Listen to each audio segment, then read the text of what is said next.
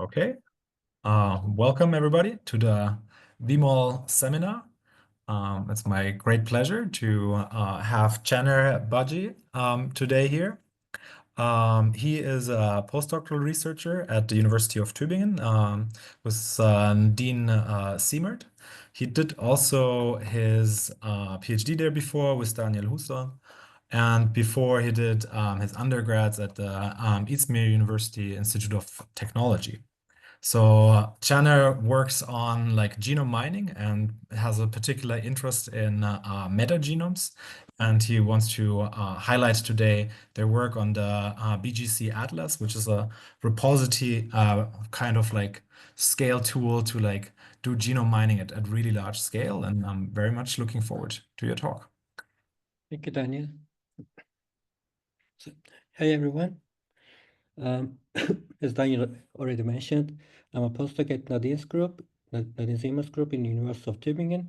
And well, it's my pleasure today to introduce the BGC-Atlas, a resource that we've been developing for like 2 years now and published last year in Nucleic Acid Research Database issue, collaboratively with people around the world, including some people from US, Europe, or India. But I guess I'm talking to a diverse audience, so I'll start with a background, introducing what the BGCs are, like why do we do genome mining and how metagenomes are important or help us here, and then go through an overview of the BGC Atlas, show you what you can do with it, and also dive into the first biological insights that we've gained from the data that we analyze and finish with an outlook.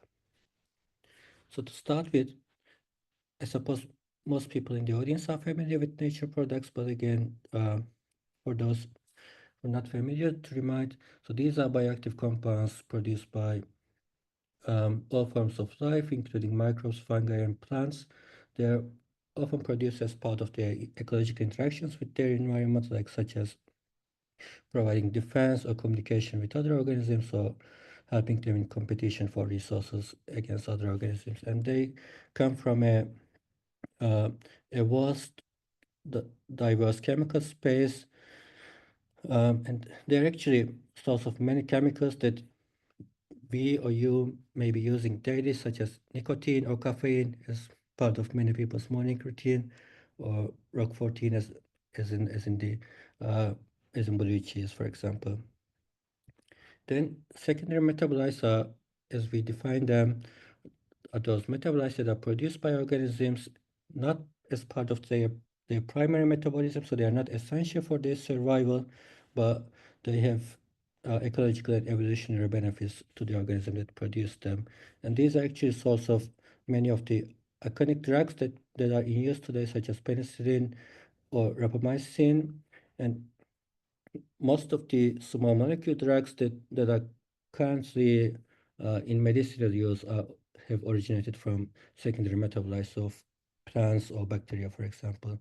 They also have other uses, such as in agriculture or other various biotechnology industries, like bioverdin as a plant growth promoter. Our lab is primarily interested more in the antibiotics, like in the use of secondary metabolites as an antibiotic. Also because the majority of the antibiotics in clinical use today have derived from bacterial secondary metabolites, like more than 3/3 of them.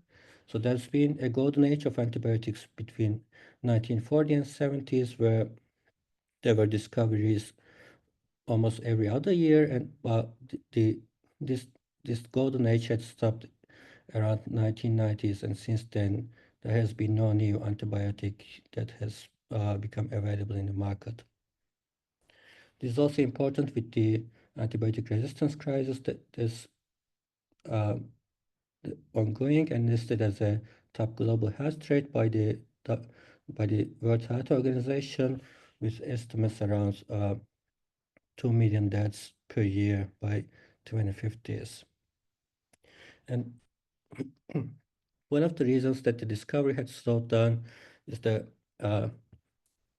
the traditional methods to discover secondary metabolites or nature products are very laborious and time-consuming, starting with a soil sample, often a soil sample or any other microbial sample, cultivating the organisms that live in there, screening them for the products that may be helpful, isolating them and characterization of them to arrive at a compound, which is often the same as an already known compound. So the traditional methods had been suffering a lot from the rediscovery of known compounds. And there, people have, like in the last decade, studied using computational methods to identify genetic elements that can potentially encode the production of these natural products, which has given rise to the field genome mining. So using computational methods, we can now scan thousands of genomes rapidly and identify and prioritize genomic elements that may be producing novel or unusual elements, which could be helpful in, for example, in the discovery of novel antibiotics or other useful compounds such as immunosuppressants or plant growth promoters and so on, and hope that using the genome information through genome mining would overcome the rediscovery problem of the traditional screening methods. And these methods often focus on the biostatic gene clusters, which are groups of genes that are often collocated, at least in bacterial genomes, in close proximity to each other. They together encode enzymes that are responsible for the synthesis of these secondary metabolites. They act like a blueprints and as a similar to like an assembly line in a factory to collectively drive the synthesis of these small compounds. And the nice thing is, or the advantage that genome mining brings us here is that these bicyclic gene clusters, what we call BGCs, are often easily detectable by computational methods. However, there also comes the next problem, what's so-called the microbial dark matter, the huge uncultivated diversity of the microbial lineages. So we estimate around 98 to 99% of the microbial species cannot currently be grown in the lab. What you can, for example, see in this tree of bacterial life, all those lineages that are marked with blue arc here are those that we have not so far cultivated in the lab. And thus, the historical nature product discovery pipelines, the traditional screening pipelines focus only on the 1% that we can currently culture in the lab. And as a bonus fact, which I will also go into more detail later, but I guess it's also important to note it here, that most of these lineages that we cannot cultivate in the lab actually also harbor a great novelty of the biostatic gene clusters, like shown as the blue line in this plot. So the red line are those compounds that are, for example, identified from the reference genomes of the isolated microbes so far. And the blue line also contains those well, not even to the same amount, but like even though to a lesser degree when we had more bacterial genomes coming from metagenomes, like bacterial genomes that have not been cultivated so far, the number of bicyclic gene clusters that we can identify is growing rapidly. So there is a great unexplored chemical diversity as well in these uncultured lineages.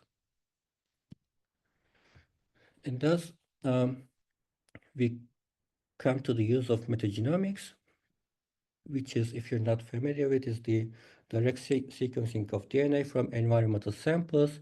So like we start, for example, with a soil sample, isolate DNA, the total DNA that's contained within the soil, including microbes, viruses, or any other forms of life, build libraries that contain this total DNA for sequencing, sequence them, and arrive at sequencing trees, which we then do the computational analysis on. And this method can capture genomic information from all organisms, including those that we cannot cultivate in the lab, and thus allows the unbiased exploration of microbial diversity and the function that's present in environmental samples. And this is important in nature product discovery because this allows us access to the uncultivated potential, so as to discover the hidden majority of the potential chemical diversity that has not so far been available through the isolate genomes. And it also allows us gain insights into the ecological roles, because here we can see the total community interactions, because we're working with the total DNA of the community, and could allow us better prioritization of the compounds. An example of this is, for example, the monocidin, a calcium-dependent antibiotic which was discovered in 2018 by metagenomic analysis of a soil sample. There are also a few others, like plant growth promoters, some antifungal drugs, or some other antibacterial agents, also methanogenesis inhibitors discovered from cove gut samples, for example. And these were the reasons that drove us to start with the development of the sorry, of the BGC-Atlas to provide a global centralized resource of biostatic gene clusters in metagenomes. So we envision this to be a centralized resource that is extensive, that covers almost all the publicly available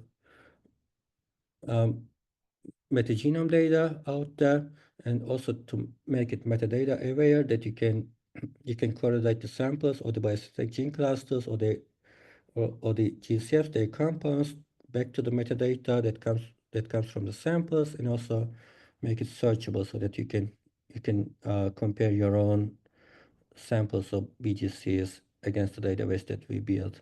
And it's also explorable in a web interface, so you can also explore the diversity of the compounds, you can build hypotheses on their ecological roles, niche adaptations, or also link them back to the taxonomy, which I will cover in the following slides. And before we start with this, there were already a few databases or similar resources that were mainly focusing on, for example, isolate genomes, for example, MIBig, BigFam, or AntiSmash database. So these three were mainly focusing on the isolate genomes, or at best metagenome assembled genomes. There were some specific to microbiomes, like what we do, for example, ABC Humi or SBGC HM, but these were also focusing on specific biomes, both actually focusing on only human host-associated samples, like human gut samples from Human Microbiome Project and so on, and they also had no associations with the metadata. So that was the reason that made us start with this work. And as I said, we didn't want to restrict us to a certain biome. We wanted environmental samples of all kinds. We also want to group these BGCs into, which I will describe in a bit more detail later, into what's called gene cluster families. Provide their associations with metadata, and make it explorable via a web interface, and also allow you to query for your own BGCs if you wish to. That's a general overview of the pipeline. So it starts with the data collection. We aim to collect all publicly available metagenome assemblies. So far, our only source for this is Magnify, because it contains a standardized metagenome assemblies, and it's actually an extensive resource. We so far analyzed over 35,000 data sets, identifying nearly 2 million biostatic gene clusters clustered into nearly 20,000 GCFs. But in the near future, we plan to expand our resource also with more assemblies from Magnify. So now I think the database itself had grown to around 50,000. So we're still missing another 15,000 from Magnify itself, but we also plan to expand it with other sources such as JJI's IMGM collection or Logan or MG-Rust. And the next step is to process all the assembled context that we gather from these public uh, metagenome assemblies, so from the public repositories, and annotate or identify the bioselect gene clusters on them. This we do using AntiSmash, which is a gold standard tool in current computational genome mining. It's a rule-based algorithm that um, can detect these groups of collocated genes which have patterns similar to uh, the biosynthetic gene clusters that we already know from past studies. It also identifies the core biosynthetic genes or tailoring enzymes and the transporters that these clusters can be using. And then in the next step, we're doing what we call a clustering of these biosynthetic gene clusters. I know it sounds a little bit confusing, so there are too many clusters here, but uh, this step takes the identified, so nearly 2 million identified biosynthetic gene clusters and clusters them into um, groups of what we call gene cluster families, or GCFs, based on their domain and architectural similarity.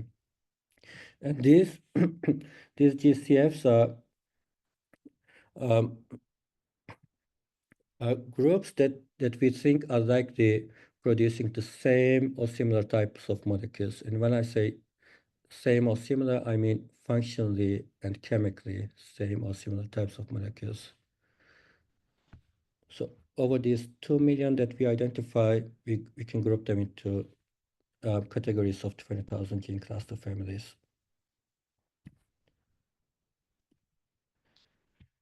And all this information, including the metadata that we get from the original samples, are collected in a central database, which is available to download and query programmatically if you wish to. But all the information is also available to explore interactively via web interface. So all these BGCs, gene cluster families, and the available metadata such as geolocation, biome type, the body size, or I don't know, temperature, salinity, whatever whatever people they provided when they uploaded their samples are um, available to query. And you can also search for similar BGCs. So the interface of the web resource looks like this when you launch it. The homepage greets you with some basic statistics and a world map showing where our samples are coming from. If there's a geolocation information for them, of course. You can interact with the map. You can select regions using the inspect tool. You can draw rectangles and focus on a region if you're interested in that. And then you get, for example, a table of all the BGCs within that region, or also like some summary statistics um, showing you what kind of biomes are present there and what kind of products are produced by those BGCs, for example. The the gene cluster families interface also um, first gives you a big list table of all the gene cluster families that we have, which you can filter or sort by type or the biome type, for example. Um, the biggest one we have is, I think, yeah, it's this one, containing over 2,000 core BGCs and RRE containing family coming from a diverse set of biomes. On the web interface, if you hover over the portions of the pie chart, you can see what kind of biome that they come from. When you go into the details to inspect the specific GCFs further, you also get the geo geographical distribution around the world. Um, Again, a distribution of the biomes, such as this one coming mainly from the green being human samples and the dark green being other mammals. And then in a table, you also get all this information in text form, like what kind of product they are, where they're coming from, and so on. And clicking on the links, you can also see genome neighborhoods in an anti-smash-like view. The interface also allows you to search and filter by metadata, such as you can combine different logics, like and or logics. Like you can, for example, search for biomes containing the text aquatic from latitudes greater than or equal to 75 or less or equal to than 75. So that would be polar environments, north and south pole aquatic samples, for BGs for samples that contain BGCs uh, that contain more than greater than or equal to 100 BGCs and the environment equaling to polar biome, for example. This would also give you, it is similar to this one, and then show you what kind of uh, BGCs or products you can find in those environments. You can download all the results if you wish to do further analysis on them. And what you can also do is you can upload your own anti-smash compatible GenBank files of your own bicyclic gene classes. If you have a sample that you have sequenced or analyzed, and then use a search functionality to get a list of uh, gene cluster families that they are similar to in our database, and also get their biome distribution, for example. So there was mainly all I want to talk about the interface. If you wish, I can do a live demo at the end. And as the next part, I would like to go into the key biological insights we have gained from this first set of assemblies that we have analyzed. So the ones that we analyzed so far, the 35,000 assemblies. What we see from these, we see completely novel bicyclic space in the environmental samples that have not been seen uh, so much in the isolate genomes that we have been analyzing for the past decade. There's almost nothing similar. Uh, so as a BGC, there's almost none of them.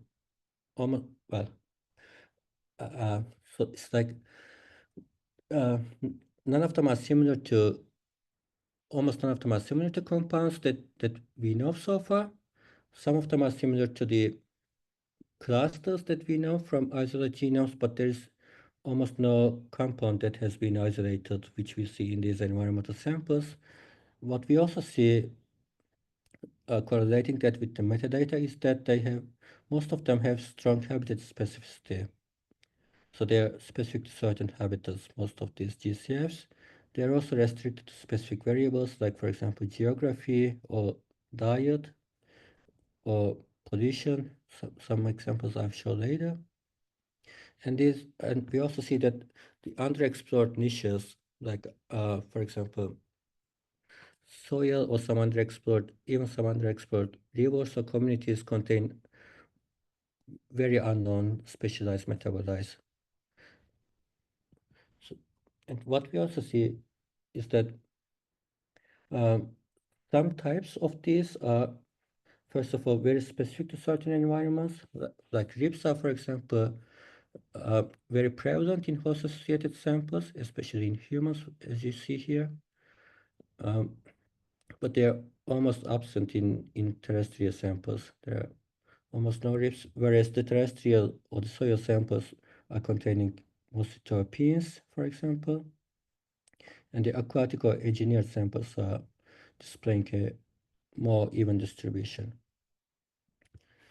And going back to the habitat specificity, so what we see is those gene cluster families which have at least 5 members, they are often exclusively found in one specific habitat. And by habitat, what I mean here is, as an example, so we have 5 levels of these habitat definitions. Starting with the highest level, we have environmental variables such as host-associated, environmental, or engineered. Going down to the second level, for example, from host-associated, we get humans versus mammals versus birds. Going down to the third level, for example, for humans, we get digestive system or skin. And at the fourth level, for example, for digestive system, we have hindgut or the large intestine.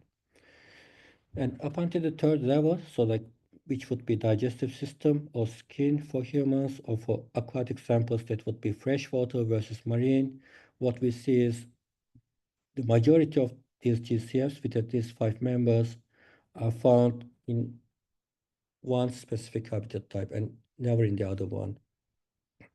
This starts to decline as the habitat becomes more refined, uh, like at the fourth and the fifth level.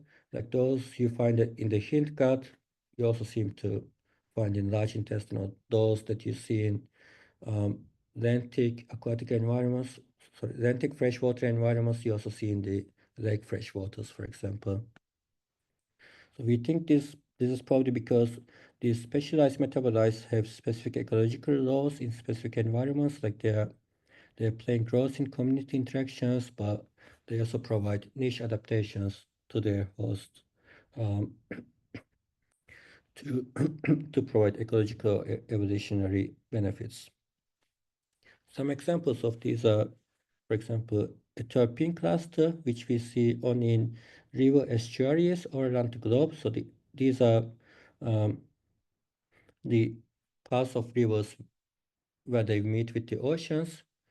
And what we hypothesize, also because of it being a terpene, is that this may be a molecule that may be helping organisms that produce it in chemical signaling in biofilms, or providing osmotic stress or some sort of defense. But we also, of course, have no idea. This is just looking at the data. This is one of the examples that we see with very high um, habitat specificity. So this is only found in river estuaries.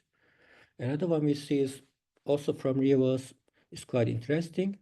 So opposing to this one, which is found everywhere all around the globe, this rib cluster is highly conserved. We see it in multiple river samples, like around, I think, 20 in total. But all these samples are coming from small rivers around Charlotte, North Carolina, and nowhere else in the world we see this cluster. So it's a very geographically restricted cluster, a compound that's only been produced by microbes living around Charlotte, North Carolina. And we think this may be due to these rivers being maybe polluted, or some specific substance being available there, or some other environmental conditions that has driven this evolution of this rib-like molecule. Another example, also not geographically restricted now, is all around the globe, but again, it's only found in human skin samples and only in the skin of humans, and also none of the other biome types.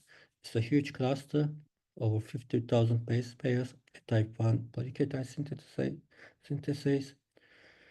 Yeah, as I said, it's biome restricted, and we think maybe having an antimicrobial or role, or having a role with this, uh, interacting with its host, the human in this case. We see it in the US, in Southeast Asia, or Middle East, or also in the European human samples. And there are a number of clusters actually that we see very highly preserved. I show two examples here: one rantipeptide, one hybrid cluster containing an RRE containing cluster, and an erosopeptide that are found only in a hunter-gatherer tribe, in the fecal samples of a hunter-gatherer tribe in Tanzania. So, well, uh, our data set is actually not mainly, but predominantly dominated by human fecal samples, as you can imagine, because that's what um, most of the data sets are out there for microbiomes. The most studied microbiome out there. But I think we have around 15,000 human fecal samples, but these few specific gene cluster families, I think there are like 5 or 6 of them, are seen only and only in this hunter-gatherer tribe in Tanzania. And we think this could also be due to their unique diet or the unique functions that their gut microbiomes have been developed due to unknown reasons, such as, for example, maybe a different competition mechanism in the among the gut microbes that they carry.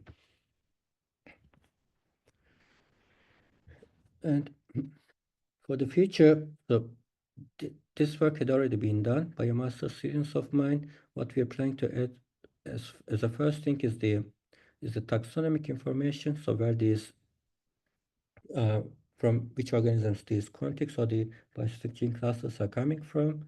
This we have already done and soon going to be available on the web interface. This would allow researchers or us to link BGCs and gene cluster families to their potential producers, as well as allow us to explore biosynthetic potential across taxonomic lineages, improve us also to uh, improve the BGC prioritization in a way that you would choose those that you think you can cultivate or heterologously express easier, also enhance our ecological analysis to see who's doing what. And another thing that we're working on adding right now is an advanced search feature similar to AntiSmashDB if you're familiar with it, where you could search for biosynthetic domains that these clusters contain, the precursor peptides that they may be producing, the monomers that uh, are contained within the compounds, or also search for gene names and functions such as from core or tailoring enzymes. This would also help a more targeted search of biosynthetic gene clusters across the environment to enhance mining. So yeah, as I said, we're currently limited to only one data source, but this is also planned for the future. We have not started with this yet to expand the resource to include data from other sources such as JJI, Slogan, or MGRAST. We have an overrepresentation bias in Magnify, which contains a lot of host-associated samples, mainly from human biomes. But this we hope we will kind of overcome with the help of JGI IMGM datasets, which contains more environmental samples. Also, a lot of the BGCs that we can detect are unfortunately incomplete from metagenomes. This is because um, up until the last few years, metagenome sequencing has been mostly done by Illumina sequencing, and um, Illumina metagenome assemblies often produce contigs that are quite short in length. But we hope this um, will be mitigated in the future by more long-read sequencing datasets becoming available. We also plan to integrate other BGC identification tools such as Santis, which uses a machine learning algorithm instead of a rules-based algorithm. And we also want to provide functional bioactivity predictions of these predicted gene clusters or the compounds that they produce. And so the first limitation that the first and the second actually, that the data is being limited and containing mainly incomplete VGCs is something that we're also trying to overcome ourselves. So we're also doing another metagenome sequencing here in our lab.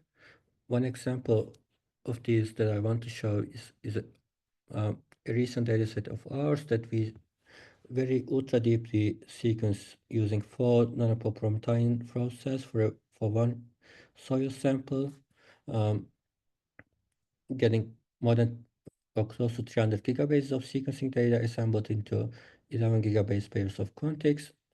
And what we see is, um, as mentioned earlier, we have only less than 1%, so like even less than 0.6% of the species that we can detect in this sample have not been cultured so far. Around 3 to 4% of them have been seen in metagenomes before. So here in this plot, the blue bars are those taxa that have been cultivated, and the green bars are those taxa that have been observed in other metagenomes but have not been cultured, and the orange bars are those that have not even been seen in other metagenomes yet.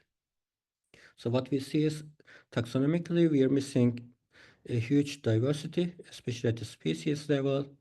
Um, but also like more than half of the genera that we can detect in our samples have not even been seen in metagenomes before.